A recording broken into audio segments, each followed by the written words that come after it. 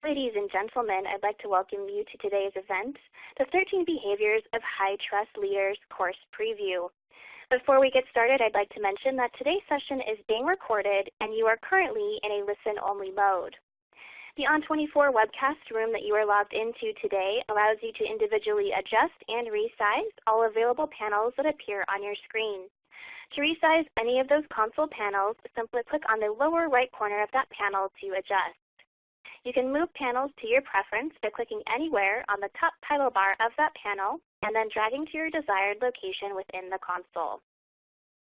Finally, if you experience any technical difficulties during today's event, first refresh your browser to reset your connection.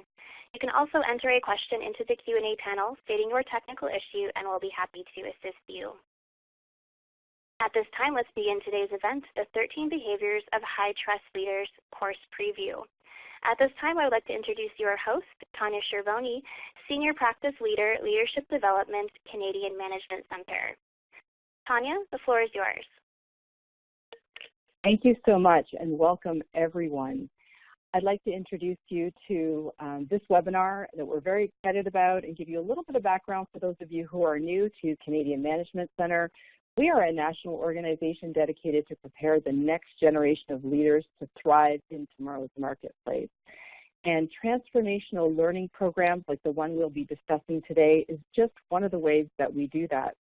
And speaking of transformation, I'm fully confident that you'll gain some powerful insights today, and I invite you to tweet them if you're active on Twitter. Our handle is @CanadianManagement. Finally, this session is being recorded, and you'll receive a link to the recording that will include the slide images. And I encourage you to share this with the people in your work or in your life for whom this conversation will make a difference. Without further delay, I'd like to introduce you to our facilitator today, the phenomenal Eileen Land. Eileen is a senior consultant and e-learning strategist who has facilitated literally thousands of programs and has a proven track record of creating meaningful and long-term change for individuals like yourself, as well as the organizations in which you work. And she does this by applying Franklin Covey's principles and processes. And I can tell you that I've had the opportunity to work with Eileen in the past, and she is someone who is fully committed to having this next 58 minutes or so make a difference in your life. So I would really encourage you to not multitask, bring your full attention to today's session because it's really going to be great. We at CMC are absolutely thrilled not only to be working with Eileen again, but really excited to partner with Franklin Covey to offer yet another one of their fabulous programs, in this case, the 13 Behaviors of High Trust Leaders. And with that, I'm going to actually just hand the mic over to you, Eileen. Thank you so much, Tanya, for that very kind introduction. And hello to everyone who has joined our webinar today. My goal for this webinar is to give each of you an understanding of what you'll see, do, and learn in the 13 Behaviors of High Trust Leaders. So the intent of the program is to help you increase your ability to develop, restore, and extend trust to achieve sustainable results. And by the end of the program, I promise that you will have a new language, new behaviors, and an action plan that will help you to increase your personal credibility with others, engage your team members in a new way, and create an environment that's more committed and more accountable for results. So let's take a look at what we're going to cover in this preview. The first thing we're going to do is take a look at the 13 Behaviors process. Here, I'll preview what you will do before you attend the program, what you'll do during the program, and what you'll do after the program ends. And then we're going to move into the case for trust. In this section, we'll actually step into the program's opening module so you can discover why trust is the critical skill leaders need in today's world. In our third stop, we'll look at the question, how do I create and sustain a culture of high trust? In this section, you're going to get a taste of the content and the activities that you'll experience in the two-day program. And in our last section, How do I apply and sustain my knowledge and skills? I'll review the tools and the resources that will help reinforce what you've learned in class and will help you practice your skills when you're back at work. And along the way, you're going to see a few of the trust videos from the class. So, with that, we are going to begin. Our first stop is to look at the process that we use in the 13 Behaviors program. It begins with the prepare phase. Now, this phase, prepare, actually begins when you register for the program. Once you've registered, you'll receive a link to the Trust Quotient 360-degree assessment, and we call it the TQ. You're going to have an opportunity to take the assessment and invite others to complete one for you as well.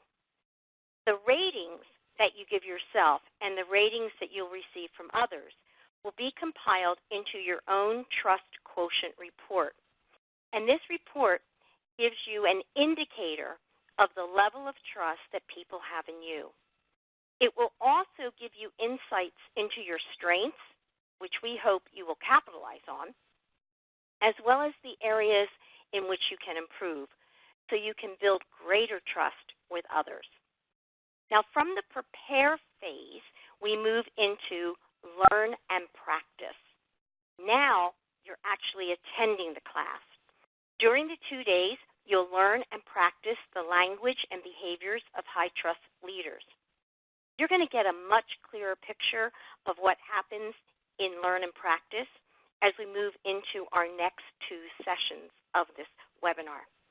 Now, the content of the actual class is drawn from the book, The Speed of Trust, written by Stephen M.R. Covey. Stephen M.R. is a global authority on trust, leadership, and culture. His book has been #1 on many bestseller lists, and it's also been published in 22 languages. You're going to receive a copy of The Speed of Trust in your program materials, which I think will be a valuable resource for you when you're back at work. Let me show you a few of the other materials that you're going to get when you come to the 2-day program. You'll see the Speed of Trust book, picture on the right-hand side. Next to that, you have your participant guide, the Speed of Trust participant manual. In front of that, you'll see the Speed of Trust action cards. Now, the participant guide and the action cards are going to be used frequently during the program. Over on the far left, there's a spiral booklet, and that is your weekly Trust Huddle Leaders Guide. And in front of that resource, you'll see a picture, an image of a phone, and that suggests that you will be able to download the Speed of Trust digital coach app. I'm going to be explaining the weekly Trust Huddle Leaders Guide and the app in our last section. Now, the last phase of the process is called Apply and Sustain. We designed this phase to reinforce what you learned in class because we want you to apply those learnings in your life after class. So we're going to take a much closer look at what's involved in Apply and Sustain, again, in our last section. So that's an overview of the process we use for the 13 Behaviors program. Now what I want to do is move into our second stop called the Case for Trust. The Case for Trust is actually the opening module of the program. The entire program is based on one premise. The ability to create trust is the single most critical leadership competency for leaders today, and creating it is a learnable skill. We're going to watch one of our program videos in which Stephen M.R. is going to clarify why trust is the most critical leadership competency today. Here we go. I'd like to share a powerful insight I've learned while teaching the speed of trust to tens of thousands of leaders in over 40 countries. As a leader, your ability to create trust is the single most critical leadership competency needed in today's workplace. Now that's a bold statement. There are a lot of skills you need as a leader, but the most critical by far is the ability to create and sustain trust. Why is that? Think of water for a moment.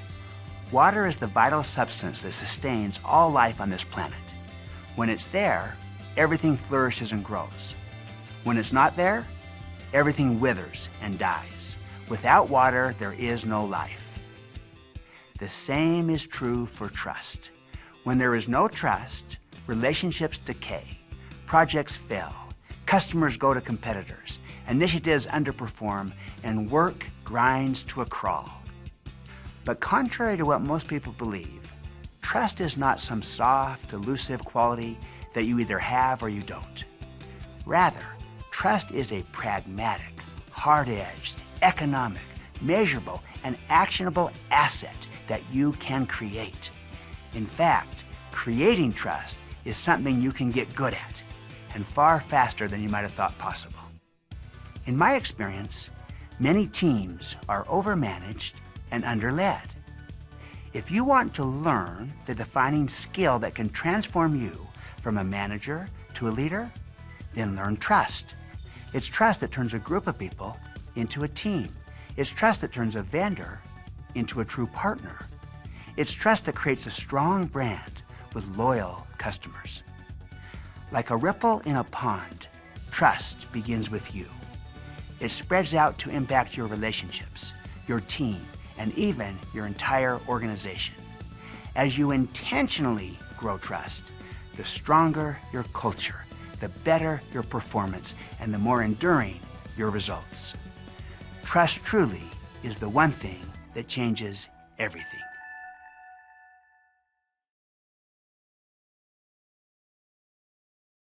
So, let's explore the premise that trust affects everything you're trying to accomplish as a leader. Does trust or the absence of trust really affect culture and results of a team or an organization? To discover this for yourself, we're going to do a quick exercise from the program called ABC or XYZ. Who will you work for? Now, in round one, all of you will represent employees at ABC Company.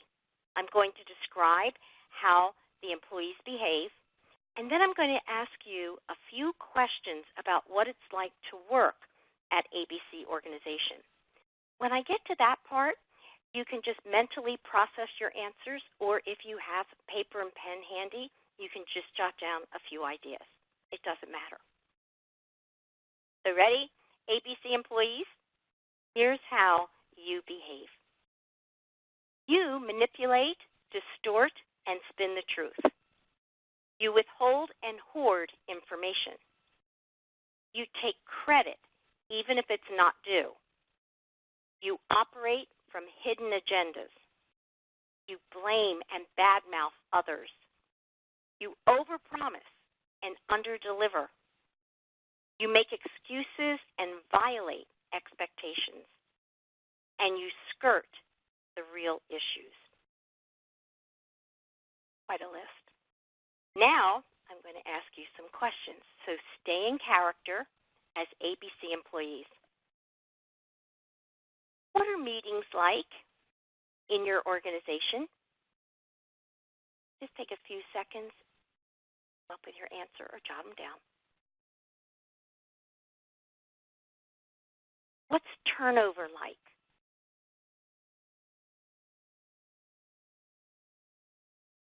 What's employee engagement like?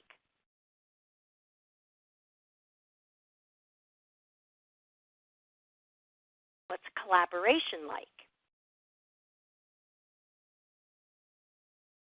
And how about innovation? What's that like? Hey, thank you for participating. as employees at ABC. Now we're going to do round 2. I'm going to ask all of you now to assume that you work at a different company, XYZ. Again, I'll describe how you behave, and then I'm going to ask you the very same questions about what it's like to work at XYZ. Get ready. Here we go. You share information. You focus on results and accountability. You show loyalty to the absent. You talk straight and confront real issues. You collaborate, communicate, and show respect. You share credit abundantly. You don't hold meetings after the meetings. And you practice transparency and authenticity. Okay, I'm going to ask you the same questions now. Again, mentally answer them or jot down your thoughts on paper. So what are meetings like in XYZ? And what about turnover? What's your engagement like?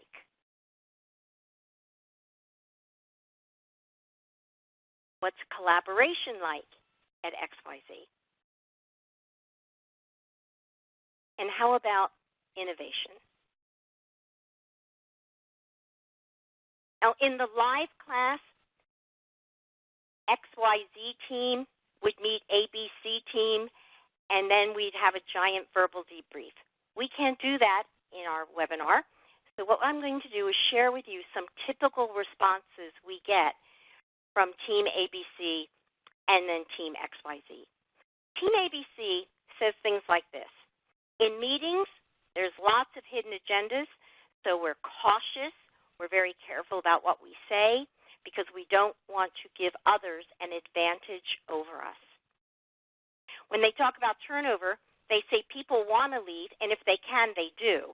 But if they can't, they mentally quit but physically stay. When it comes to engagement, they say people are really disengaged. They get the Sunday night blues because they have to be at work on Monday, and they do just enough to get by. When we ask them about collaboration, they say that there's very little collaboration. They don't want to share ideas because they're afraid someone else may take it, pass it off as their own, and then take credit for it. When it comes to innovation, they report that creativity is very stifled. They're told, don't fix what isn't broken. Were your responses similar to any of those responses from ABC team? Well, Team XYZ sees things a little differently. They say that their meetings are very productive. People express themselves openly. Remember, there's no meetings after the meetings. With turnover, they basically say, what turnover? In engagement, they say that engagement is high, they feel valued, they feel appreciated, they have lots of autonomy. When asked about collaboration, they say, collaboration is pretty important to us. We share ideas and information with each other freely. We feel safe asking others for help. And when it comes to innovation, they report that they strive to be their best, so they're always looking for ways to get better and improve the outcomes. So were any of your mental responses similar? The ABC XYZ activity, while it is a bit exaggerated, illustrates an organizational principle described by Arthur Jones. He says that all organizations are perfectly aligned to get the results that they get. Now, simply stated, what Jones is saying is this. If an organization has bad systems, bad processes, and bad behaviors, the organization's results will be bad. And on the other hand, if an organization has good systems and good processes and good behaviors, well, you know what's going to happen. The results will be good. Now, Stephen M. R. Covey completely agrees with this principle, but he wants to add an additional idea. He says that all organizations are also perfectly aligned to get the level of trust that they get. So think about this for a second.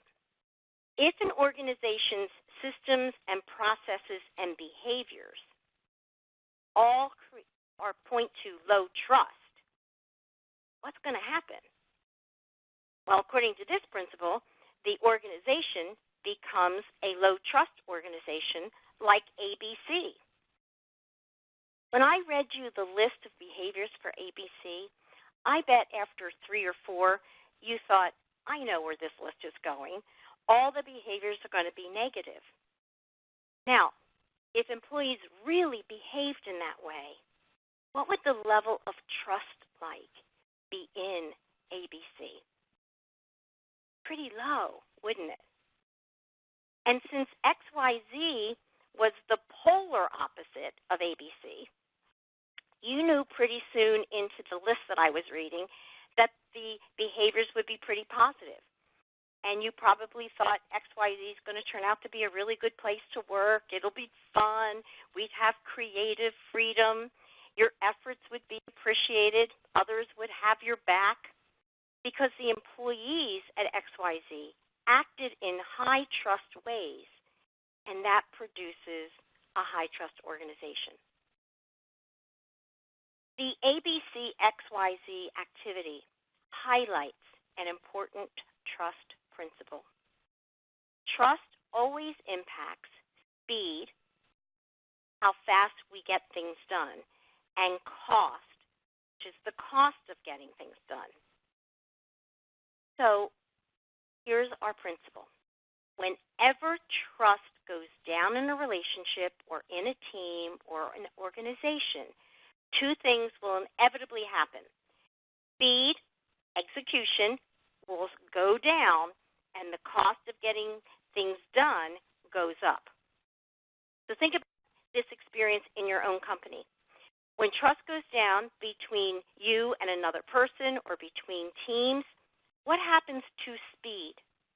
What happens to cost?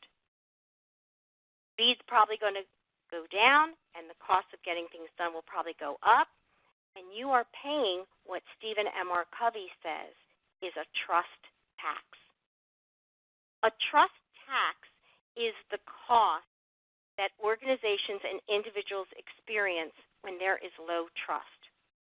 Low trust puts a hidden tax on every transaction, every interaction, and every communication. Let's watch a short video that vividly illustrates the cost of low trust. In this video, you're going to see what are the taxes that are generated within teams and organizations when there is low trust. Here we go.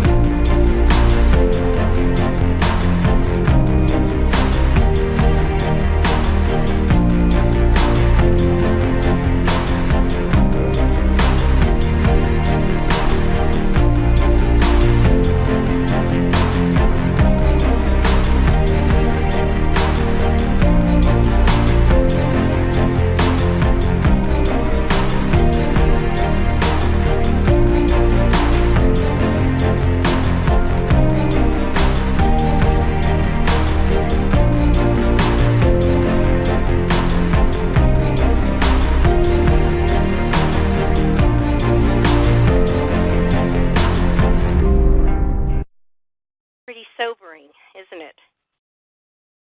In the work session, you'll engage in a rich discussion about trust taxes.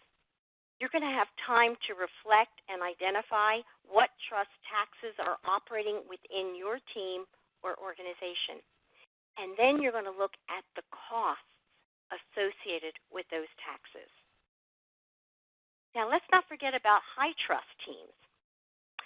When there is a team or an organization or individuals who operate with high trust, it's always going to promote dividends. Speed's going to go up and costs will go down. And trust dividends actually influence employee performance in numerous ways. Let me give you some examples of the dividends that come from high trust. We're going to start with employee health and well-being. According to research that was done by Paul Zak, employees at high-trust companies reported 74% less stress, 106% more energy at work, 50% higher productivity, 13% fewer sick days, 76% more engagement, a 41% increase in employees' sense of accomplishment, and 40% less burnout. Let's talk about innovation. A study that looked at the top 20% of innovative companies and the bottom 20% concluded that the number one differentiator between the top 20% and the bottom was the level of trust that was present in those organizations. What about employee engagement? A Canadian research firm studied 12 different engagement models and 26 drivers of engagement, and their research revealed that the level of trust employees had in their immediate supervisor and in their company were the most significant determinants of employee engagement. What about retention? High trust organizations typically have 33% less turnover than their respective industry competitors. How about employee satisfaction? A study by Helwell and Wang showed that a 10% increase in trust produces the same effect on employee satisfaction as does a 36% increase in pay. And finally, a Watson-Wyatt study showed that high-trust companies outperform low-trust companies by nearly 300%. As we dig deep into the formula of how trust influences speed and cost, you're going to have an opportunity to engage in activities where you really develop your own understanding of the trust dividend. You'll be able to identify what dividends are present in your team and how are you benefiting from those dividends. So, the formula, trust always affects speed and cost, is an operating principle for every organization, every department, and every team. Low trust always produces trust taxes. But who wants to pay taxes? If you want to reap dividends instead of taxes, choose trust. If you want teams that are agile and collaborative and innovative and engaged, choose trust. And if you want to see any of the performance issues that crop up within your teams, you must choose trust. Trust is a hidden variable that is present in every strong relationship, team, and organization. And trust is the one thing that will change everything. By the end of the module, The Case for Trust, you're going to start seeing trust in a completely different way. You'll begin to see how important trust is to your organization, to its performance, and to its results.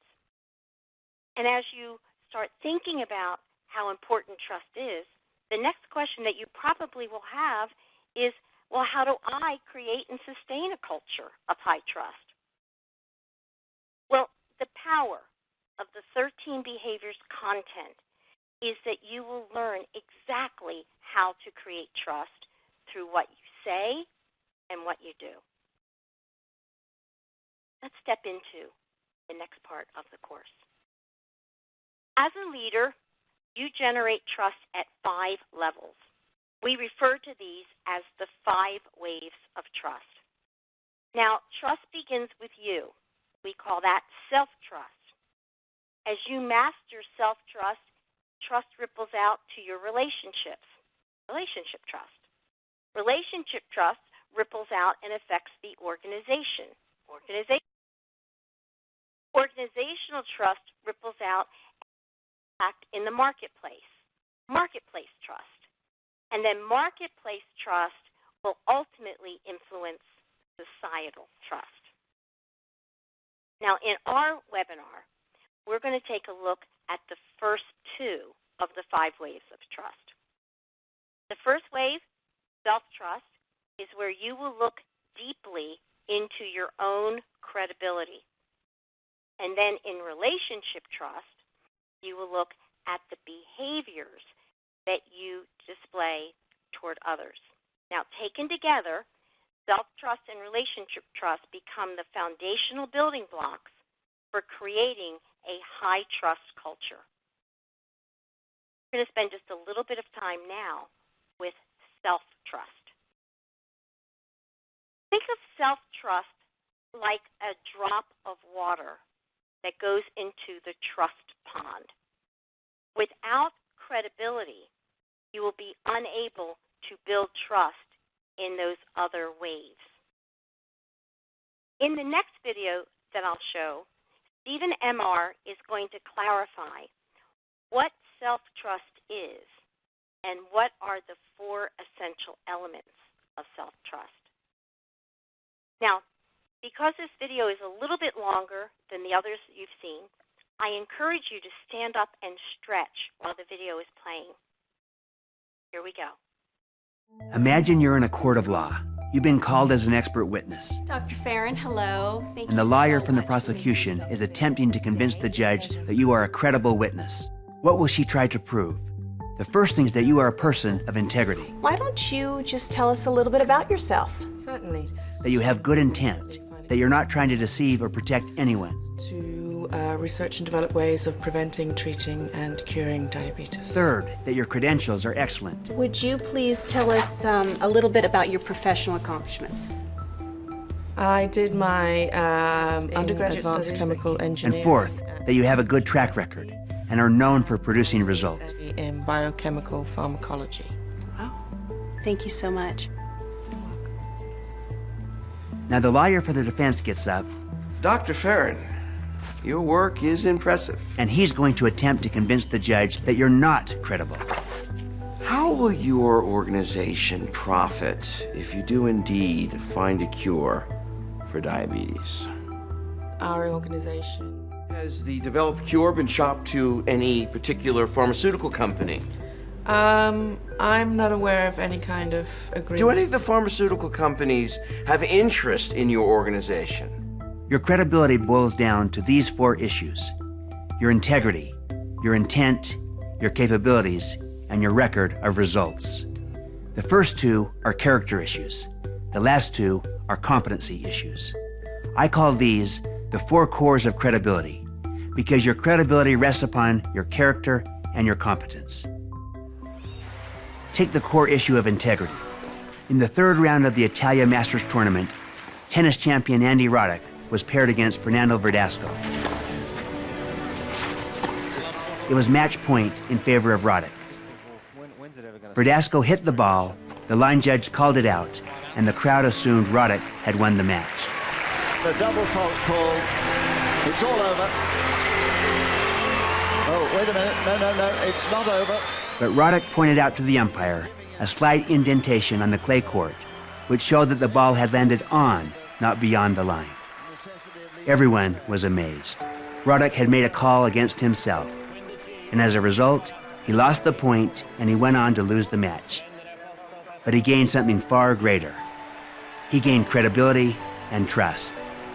How do you think the umpires are going to respond the next time Andy Roddick challenges a call? Well, an extraordinary match to witness. He's won a lot of friends. Well, he's such a great guy on and off the court, and what we saw there just typifies the young man. All credibility begins with integrity, but it doesn't end there. For instance, capabilities, another of the four cores, is just as important. On a night in October several years ago, 28 victims of a terror bombing in Bali were airlifted to the Royal Hospital in Perth, Australia. There, Dr. Fiona Wood led a team of 250 people working to save patients suffering from whole-body burns, deadly infections, and life-threatening shock. All 28 survived. What we do is we take a little piece of skin that is not injured, that has the capacity to regenerate. We put it into the injured site to assist the cells that are there to heal that wound in the shortest possible time to reduce the scarring. Dr. Wood was leader of the burn service of Western Australia. Her technique reduces the culture time for new skin from weeks to just 5 days, greatly reducing scarring from burns and speeding up healing. Consequently, Dr. Fiona Wood, hospital administrator, plastic surgeon, inventor, mother of 6, was named Australia's most trusted citizen 3 years in a row. I've always said that she's about 2 decades ahead of everybody else in her thinking. She's a visionary, she can inspire you, and she's a born leader. I firmly believe that every day we go to work, we should be looking for opportunities to improve the outcome such that tomorrow's a better day. The day that you think that's as good as it gets is the retirement day. In Australia, people turn to Dr. Wood because of her extraordinary capabilities. If you were a burn victim, who would you want to have operate on you? You'd want someone who was competent, with a track record of success. Self-trust is all about that kind of credibility, the same credibility that stems from the character of an Andy Roddick and the competence of a Fiona Wood. It's about developing the 4 cores. These make you believable, both to yourself and to others.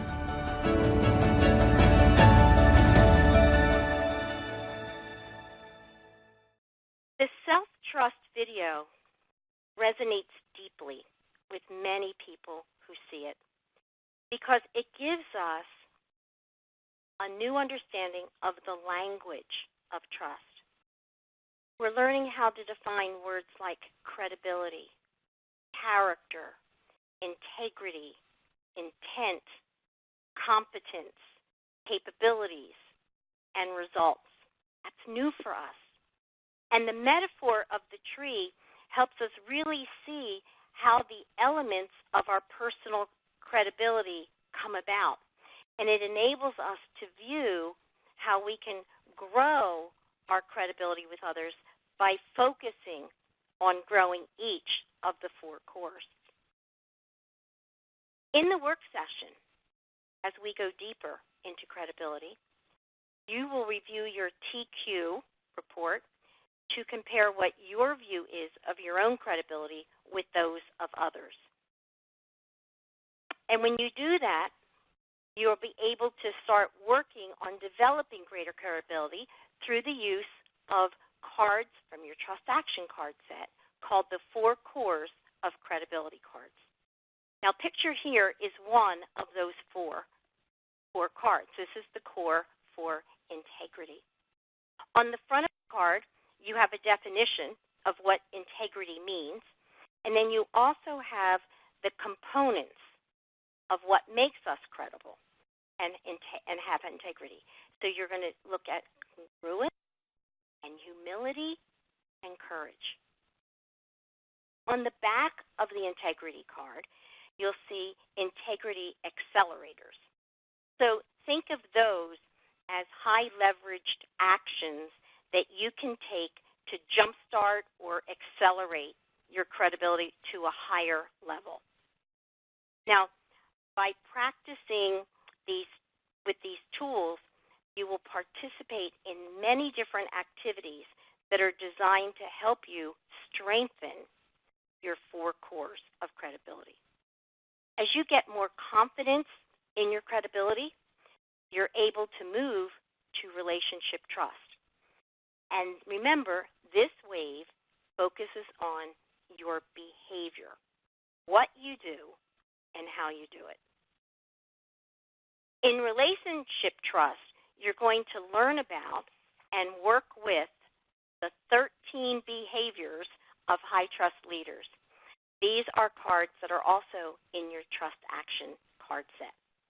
Now, these 13 behaviors are the specific behaviors that are found in every high trust culture. They are the behaviors that leaders like you will use to develop, restore, and extend trust to others. That's the good news. We actually know which behaviors will create high trust relationships, teams, and cultures. But there's some bad news. And the bad news is that there are also 13 counterfeit behaviors that are found in every unhealthy, dysfunctional, low trust culture. So in our next video, Counterfeiting Your Culture, Stephen M.R. is going to explain to you what counterfeit behaviors are and what are the impact that counterfeit behaviors have on your company's culture. As you watch this video, I'm going to ask you to think about this question. What has been my personal experience with counterfeit behaviors? I'm often asked, isn't trust just common sense? Yes, trust is common sense, but it's not common practice. And the reason it's not is because many organizations and many leaders are doing what I call counterfeit behavior. In the Speed of Trust, we've identified 13 specific behaviors that are extraordinarily high leverage in building trust well and quickly. Behaviors like talking straight and creating transparency and righting wrongs and keeping commitments. Talk straight, for example, means to tell the truth. The opposite is when someone lies. If you lie, you're going to lose trust. If you tell the truth, you're going to build trust. Those are pretty obvious, the behavior and the opposite. Each one of these 13 high trust behaviors has an opposite. It also has a counterfeit. The danger is in the counterfeit. Counterfeit behavior, like counterfeit money, it looks like the real thing, but it's not. Upon closer inspection, you discover that it's fake, it's fraudulent. Let me give you an example. The counterfeit behavior of talk straight is when you spin and twist and manipulate and posture. You see, you technically tell the truth, but leave the wrong impression. You say, I didn't lie, and you didn't, but you misled. You withheld information. Here's what makes this hard. You see, we can get results through counterfeit behavior, but you know what? It comes at a cost, and often it's an enormous cost. Every time there's counterfeit behavior, there is a tax, and trust goes down. People can sense it. When you spin, you'll begin to find going forward that everything you say gets discounted, diluted, taxed. When you play this out now on a team or on a project, in a department, in an organization, the costs are devastating. The even bigger problem is that when most people behave the counterfeit, they're not even aware of it. You see, we're deeply scripted. Counterfeit behavior is not only socially acceptable, it becomes the prevailing norm in the culture, the prevailing way we operate. It's when people spin instead of talking straight. They have hidden agendas instead of creating transparency. They cover up and disguise problems instead of righting the wrong. They overpromise and underdeliver instead of keeping commitments. And that's what's happening on many teams and organizations today. As a result, it taxes us at every gate. You see, it's not just the work we do inside our teams that matter, it's how we do what we do. Counterfeit behavior doesn't just impact organizational performance, it determines it. We're Franklin Covey, and we know trust. So did any of those counterfeit behaviors seem familiar to you? I know they still do for me when I watch that video. The question is, though, how many of them do you slip into, perhaps unconsciously? It is very, very easy to slip into counterfeit behaviors. And because of that, you'll actually spend time working on the counterfeit with the 13 behavior cards. The first thing you're going to do is study the front of the card, each one. The front of the card always describes what the behavior is, and at the bottom of the front, it'll say what is the opposite of that. But then you're going to turn the card over, and you'll study the counterfeit version of that behavior. So what is the counterfeit behavior of talk straight? You'll see all of the counterfeits at the bottom of the card. One of the most memorable activities in this section of the class is working on some scenarios that often trigger counterfeit behaviors in people. Working with a partner, you will decide which high-trust behaviors should be used in that scenario to replace the counterfeit ones. And you're going to take turns practicing those behaviors as you try to resolve the challenge presented in the scenario. By the end of relationship trust, you're going to begin to see that if there is low in a relationship or in a team or in a company, it's because people are behaving in counterfeit ways. Again, often unconsciously. Counterfeit behaviors are like viruses. They multiply quickly, and they can transform your culture into a low-trust culture, just like ABC organization. So what we've done is giving you just a brief taste of what you'll learn, see, and do in the first two waves of trust. Now, in organizational trust, you'll help build your team's credibility, and you'll learn how to work with your team to create high trust systems, processes, and even symbols of high trust. In marketplace trust, you're going to focus on building your team's reputation so that your stakeholders aren't just satisfied with your team, they're deeply loyal promoters of what your team does. And in societal trust, you're going to learn how living the first four waves of trust actually ripples out and impacts society.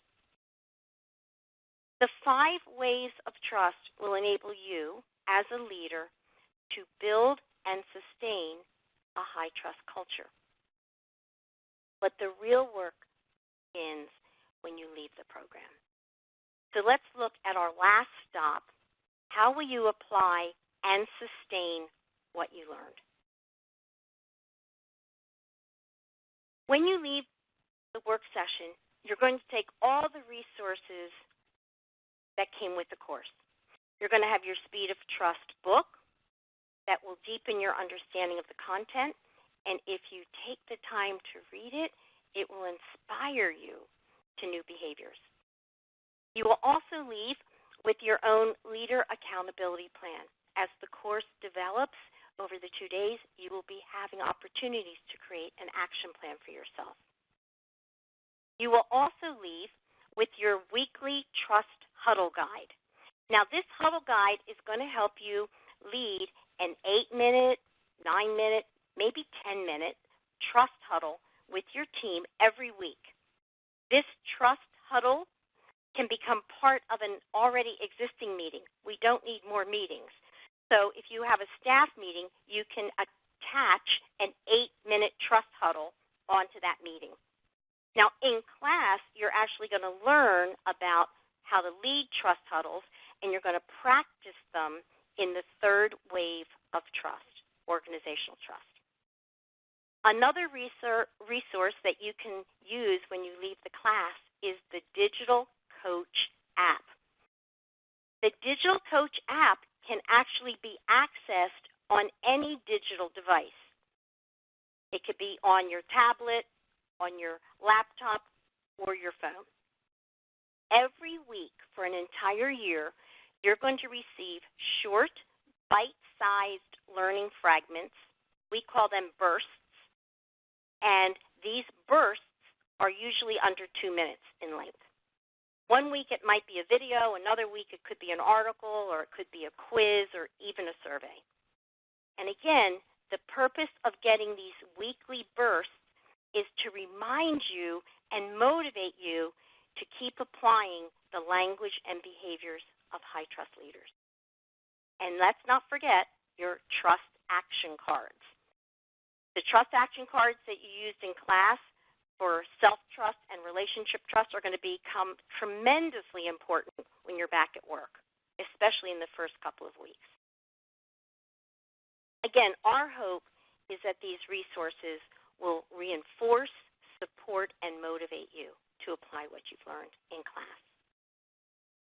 Now, as we wrap up, Stephen MR has one more question for you to think about. And this video is called, What If You Could See Trust? Take a look at it.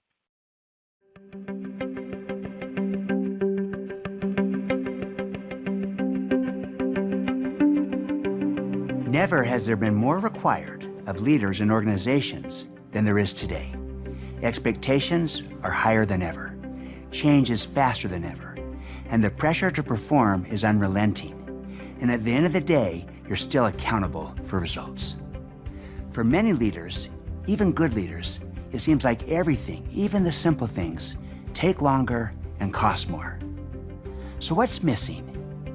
Engagement, collaboration, innovation, leadership? After working with thousands of teams and organizations all over the world, we have come to know this. Most organizational performance issues are actually trust issues in disguise. The simple, often overlooked fact is this: work gets done with and through people. Organizations are made up of an infinite number of human connections, and those connections are held together by trust. That's why there is nothing more impactful on people, their work, and their performance than trust. You can see the symptoms of low trust everywhere. Like a virus, the symptoms show up as disengagement, lethargic execution, resistance to change, and lack of collaboration. But what if you could see trust? Not just the symptoms, but what if you could actually see trust? What if you could see the level of trust in an organization? What if you could see the level of trust in your organization? And more importantly, what if you could see the level of trust within your own team? What would you notice that you don't normally see? You'd see that even on teams with good, honest, capable people, counterfeit behavior diminishes trust and undermines performance. And once you see it, the destructive impact of counterfeit behavior becomes clear. But here's the tricky part. Trust begins with you. It starts with your own credibility.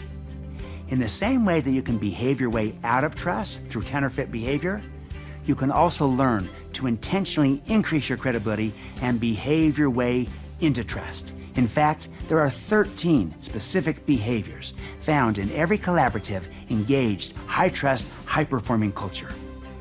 In order to compete in today's world, creating a high-trust culture is not just a nice-to-have, it's a necessity.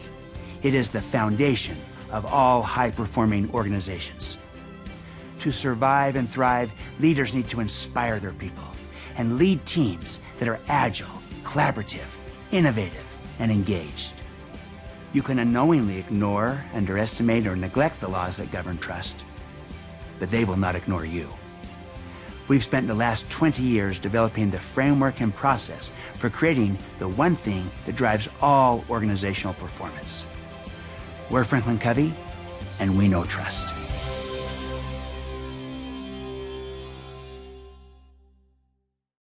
So as you saw, Stephen MR reminds us of the principles and the behaviors that will make you a high-trust leader. And this brings us back full circle to where we began. The ability to create trust is the single most critical leadership competency for leaders today. And creating it is a learnable skill. I want to thank you so much for your time. And now I'm going to let Tanya tell you how you can find out more about attending the program. Tanya, it's all yours. Thank you, Eileen. Thank you so much. I have to say, I have the privilege of being around this type of content regularly, and yet this was a powerful reminder of the importance of creating trust and the need for me as a leader to continue to expand my self-awareness and ensure that my behaviors are building and not destroying trust. So those of you listening, if you can relate to my experience and if you're getting that sense that this program can help take your leadership to the next level, then I encourage you to head over to our website, to cfcoutperform.com, and where you can find more information about the program and also register. We have some sessions coming up soon, so be sure to take this opportunity to sign up. You can also check out on our website the other Franklin Covey programs that we offer, such as the Timeless 7 Habits of Highly Effective People. We have both the Signature and the version for managers, as well as the Extraordinary Productivity, the 5 choices that drive success. You can also check out the free resources section of our website and access a variety of resources to support both your learning needs as well as your curiosity. Finally, we rely on feedback from all of you to understand which webinar topics will best serve your learning needs, what you're looking to discover. So please take a moment to complete the survey that will pop up on your screen at the end of this session. Finally, in closing, I just want to thank all of you for taking the time, for investing in yourself and listening to this program, and hopefully taking away some really insightful nuggets that you can bring forward into your day, into your work. And I want to thank Eileen for her contributions to that. And we really look forward to having you join us on a future webinar, and I wish you a great rest of the day. Thank you.